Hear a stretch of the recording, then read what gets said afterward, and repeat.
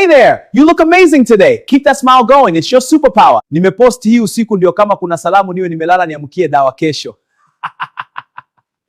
Najua na risk and I might lose some followers juu ya hii, lakini wacha niseme initoke. I was avoiding this debate but inanichoke. Me, myself and I have benefited from his grace.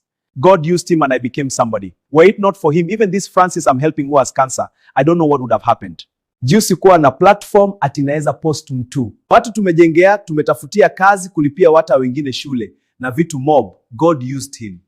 Hata kama kuna kama kosa kalitokea, let's not kill our own.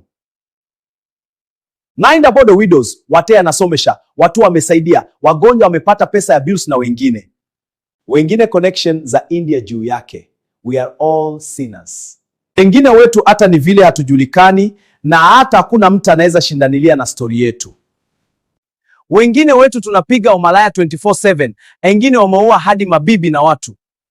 Kesi ikifika kotini wanahongana na inaisha. Others, yani vile tu hawajulikani. Hao wote wanaacha kanisa ilikuwa imeandikwa wataacha tu.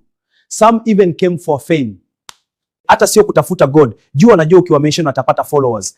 I personally nishai kunywa pole kwa kucheka. Na nikakuaibisha.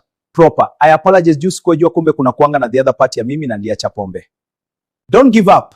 Just be strong. Wakati Mungu anataka kukuinua, atakuondolea watu wengi. Niomba Mungu aniondolee maadui wangu, akaniondolea marafiki wangu. It's well. Continue with the compassion. The souls you touch always pray for you. Kudos.